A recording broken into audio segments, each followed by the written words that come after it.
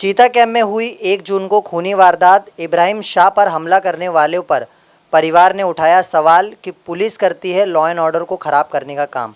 हम लोग को डर लग रहा है कि अभी आगे जाके हमारे बच्चे का क्या होगा, और हम लोग को इंसाफ चाहिए कि आप नाबालिग बोल के उनको सज़ा दिलाए।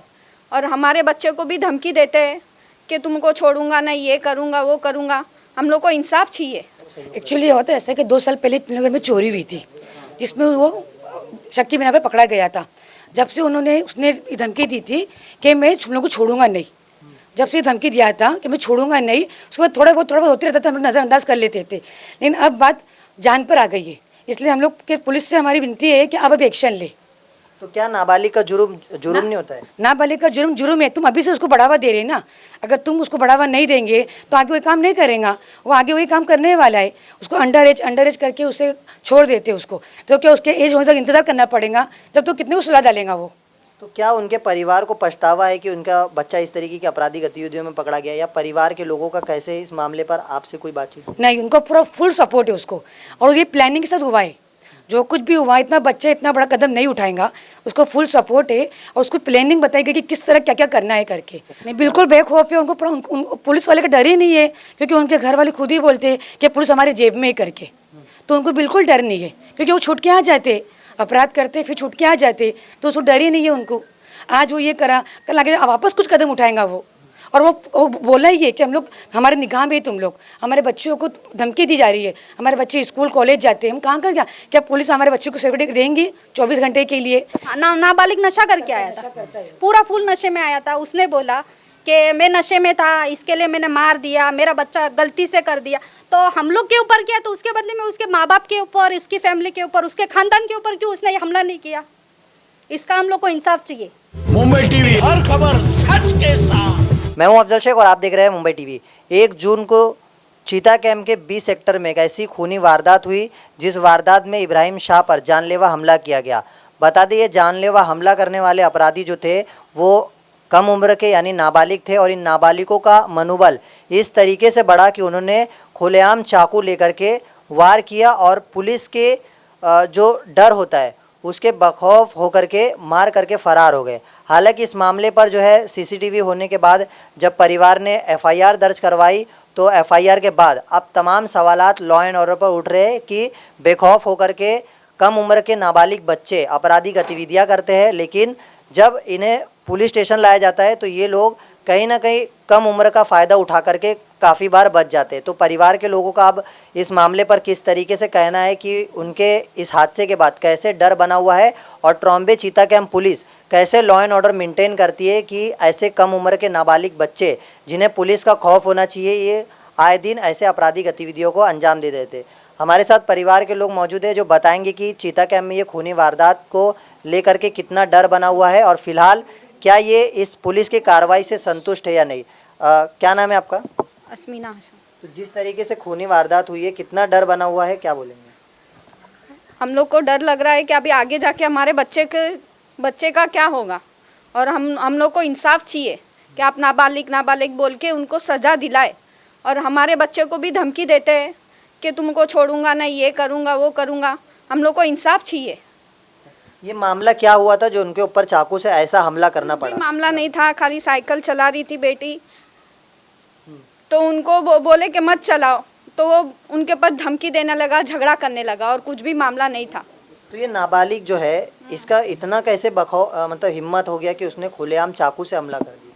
मतलब क्या पुलिस का उसको डर नहीं था? पुलिस का डर है ही नहीं ना सर, नहीं तो उनको पुलिस का डर रहता तो इतनी बड़े कदम उठाता ही नहीं था वो।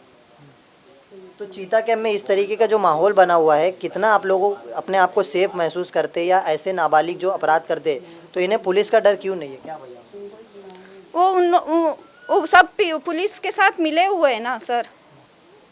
तो ये जो मामला है ये कैसा आप लोग लगा, मतलब देख रहे हैं कि किस तरीके से पुलिस आपको सही? एक्चुअली होता है ऐसा कि 2 साल पहले नगर में चोरी हुई थी जिसमें वो शक्ति मीना पर पकड़ा गया था। जब से उसने धमकी दी थी कि मैं तुम लोगों को छोड़ूंगा नहीं, जब से धमकी दिया था कि मैं छोड़ूंगा नहीं, उसके बाद थोड़ा बहुत होते रहता था, हम लोग नज़रअंदाज कर लेते थे। लेकिन अब बात जान पर आ गई है, इसलिए हम लोग के पुलिस से हमारी विनती है कि अब एक्शन ले। तो क्या नाबालिग का जुर्म जुर्म नहीं होता है? नाबालिग का जुर्म जुर्म है। तुम अभी से उसको बढ़ावा दे रहे हैं ना। अगर तुम उसको बढ़ावा नहीं देंगे तो आगे वही काम नहीं करेगा। वो आगे वही काम करने वाला है। उसको अंडर एज करके उसे छोड़ देते उसको, तो क्या उसके एज होने तक इंतजार करना पड़ेगा? तब तो कितने को सुला डालेगा वो।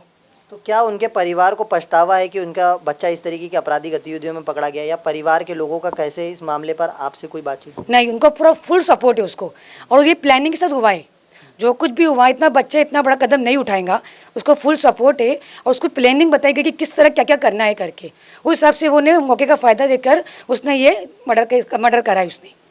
मतलब हत्या करने की कोशिश की? हत्या करने की कोशिश की है, वही थी वहाँ। और आज वो आईसीयू में है, बड़ी तकलीफ में है वो, और हमें इंसाफ चाहिए। हमें आज तीसरा दिन हो गया है, लेकिन अभी तक हमारा कुछ मालूम नहीं पड़ा क्या करना है क्या नहीं। ये कम उम्र के जो हथियार वगैरह इस्तेमाल कर रहे हैं, क्या इन्हें पुलिस का खौफ वगैरह यहाँ पर है? नहीं, बिल्कुल बेखौफ है। उनको पुलिस वाले का डर ही नहीं है, क्योंकि उनके घर वाले खुद ही बोलते हैं कि पुलिस हमारे जेब में ही करके। तो उनको बिल्कुल डर नहीं है, क्योंकि वो छूट के आ जाते, अपराध करते फिर छूट के आ जाते, तो उसको डर ही नहीं है उनको। आज वो ये करा, कल आगे वापस कुछ कदम उठाएगा वो।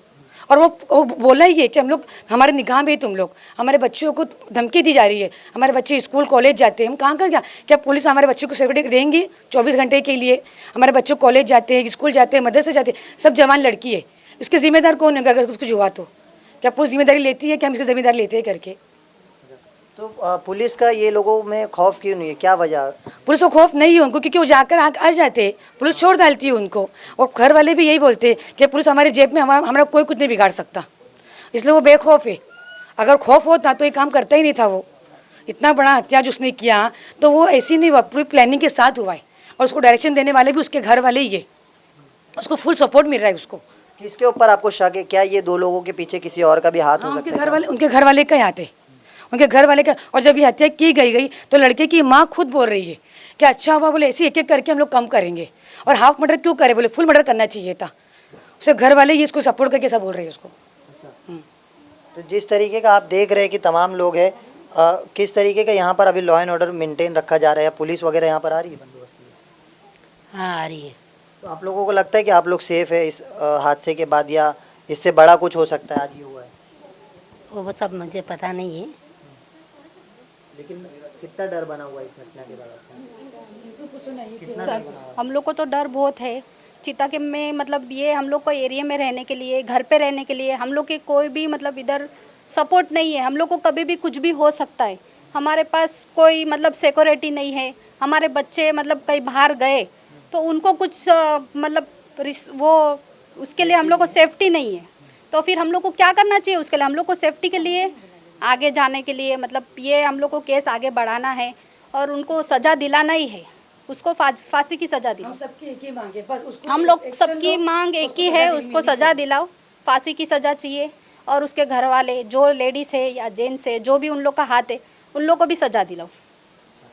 तो जिस तरीके का आप देख रहे हैं कि तमाम यहाँ पर घर वाले लोगों का इल्ज़ाम है, सही नहीं करते ना। चीता कैम्प का पुलिस जो है ना सही नहीं है। अगर सही होते तो ऐसा नहीं होते। चीता कैम्प का पुलिस अगर सही होते, कार्रवाई सही करते, तो इतने बच्चे लोग ऐसा करने का हिम्मत नहीं होते। उन लोग के बड़ा हुआ देते जब जाके इतना हिम्मत हुआ, नहीं तो नहीं होएगा ऐसा हिम्मत। तो इससे पहले भी वो बता रहे थे कि वो पुलिस स्टेशन जा चुका है चोरी के शक में, तो क्या उसके बावजूद उसको कानून का डर नहीं था? किस तरीके की यहाँ पर जो कानून व्यवस्था है, ऐसे नाबालिग जो है आगे आकर के वार वगैरह करते, तो पुलिस का इन्हें डर क्यों नहीं बनता है? पुलिस उसको डर का जैसे कोई सजा ही नहीं देते ना, कि उसको नो नाबालिग है। माँ बाप तो नाबालिग नहीं है ना। माँ बाप उसको नाबालिग है क्या? नहीं है ना। तो फिर पुलिस क्यों नहीं माँ बाप को सजा देते? माँ बाप को सजा देंगे तो बच्चा सुधरेंगे ना, कि माँ बाप को तकलीफ आएंगे तो बच्चा सुधरेंगे। तो माँ बाप को भी सजा नहीं, बच्चा को भी सजा नहीं। इसके लिए का ऐसा हो रहा है क्योंकि पुलिस फुल सपोर्ट है उन लोग को, फुल सपोर्ट पुलिस उन लोग को करता। क्या फैसिलिटी है? कुछ भी फैसिलिटी नहीं। फैसिलिटी अगर रहता तो ऐसा हादसा थोड़ी ना होता था। और इतने बच्चा लोग से काम क्यों कराता? क्योंकि उन लोग के सब चाल चल रहा है ना, कि छोटे बच्चे को नाम लेके गेम खेल रहा है, कि बच्चे को कुछ नहीं कर पाएगा और हमारा काम भी हो जाएगा। यही चल रहा है यार, कुछ नहीं चल रहा है। पुलिस हाफ मर्डर किए तो उन लोग बोल रहे हैं कि हाफ मर्डर हमारे ऊपर किए, तो उसके माँ बाप के ऊपर क्यों हाफ मर्डर नहीं किया? उसके माँ बाप को ही मारना चाहिए था। उन लोग बोल रहे हैं कि हाफ मर्डर क्यों किए, उसके खुद पूरा ही मार डालना चाहिए था। उसके घर वाले बोल रहे हाँ नशे की हालत में किए, तो उसकी माँ को क्यों नहीं मारा उसने? उसकी माँ को भी मारना चाहिए था। नाबालिग नशा करके आया। हाँ, नाबालिग नशा करके आया था, पूरा फुल नशे में आया था। उसने बोला कि मैं नशे में था, इसके लिए मैंने मार दिया, मेरा बच्चा गलती से कर दिया। तो हम लोग के ऊपर किया, तो उसके बदले में उसके माँ बाप के ऊपर, उसकी फैमिली के ऊपर, उसके खानदान के ऊपर क्यों उसने हमला नहीं किया? इसका हम लोग को इंसाफ चाहिए और हम लोग को उसको छोड़ना नहीं है। तो ट्रॉम्बे की कानून व्यवस्था क्या है कि नाबालिग नशा कर रहा है और खुलेआम वार कर रहा है? नाबालिग नशा कर रहा है तो मतलब उसको 18 साल कंप्लीट होएगा तब तक उसको 3 महीने की सज़ा दे सकते। नहीं, हम लोग को 3 महीने की सज़ा नहीं चाहिए, उसको हम लोग को यहाँ से हटाना ही है, हम लोग को इधर नहीं चाहिए। आपका नाम और क्या नाम है? मेरा नाम मोहम्मद हसन शाह है और मेरे को यहाँ एरिया में पापा भाई के नाम से पहचानते हैं। मैं ये कहना चाहता हूँ कि ये जो वारदात हुई है और ये वारदात का जो एफआईआर बनेला, अभी इनका कहना है कि ये नाबालिग है। ठीक है, हम मानते नाबालिग है, मगर उसका प्रूफ क्या है? तो हम उससे प्रूफ मांग रहे हैं कि भाई आप आधार कार्ड के बेसिस पे इसका बता रहे नाबालिग के लिविंग सर्टिफिकेट के हिसाब से बता रहे कि पैदाइश सर्टिफिकेट है, वो हमको बताओ, या तो हमको कापी दो उसकी। तो वो कोई कापी देने के लिए तैयार नहीं है।